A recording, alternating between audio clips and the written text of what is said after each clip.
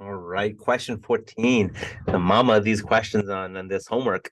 So again, this is a question that you're not going to get tested on, but it's just a great question to kind of like understand, some negatives with technology and why, us thinking with our brains is important. So for starters, similar to the previous two questions, right, we can rewrite this equation as a function. We can say if I subtract 2 sine of x, we would get x minus 2 sine of x.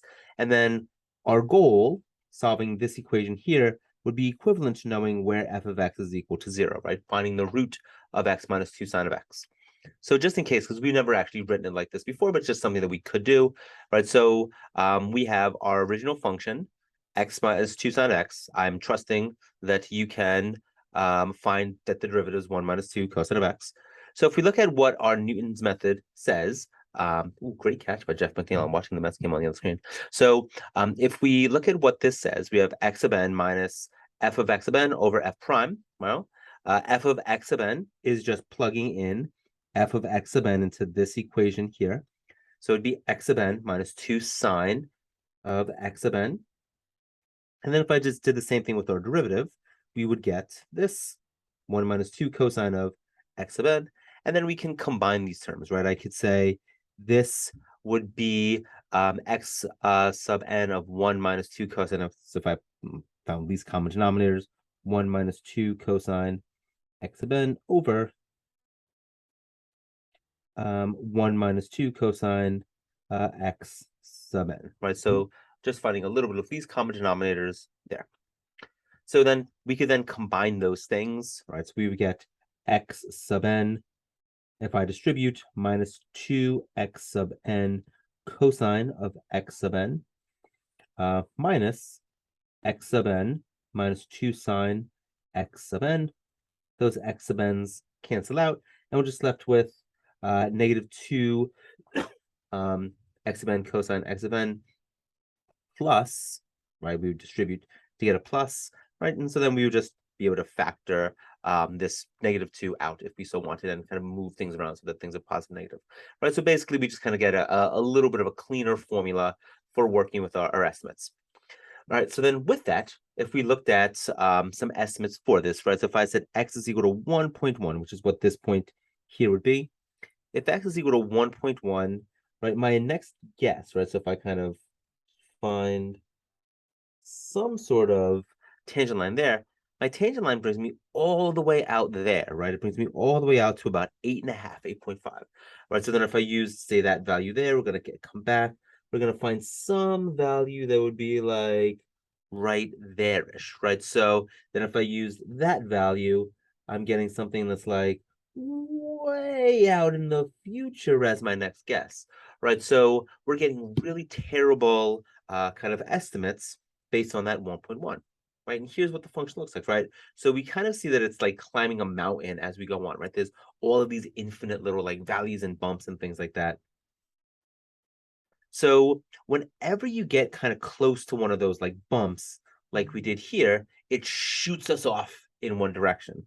Whenever we get close to one of these little valleys, like right there, it shoots us off in the other direction, right? So in a sense, right, if we're unlucky, then we're just bouncing towards these kind of like bumps and valleys, and we're kind of ping-ponging back and forth, and we're not really to converge on any nice solution.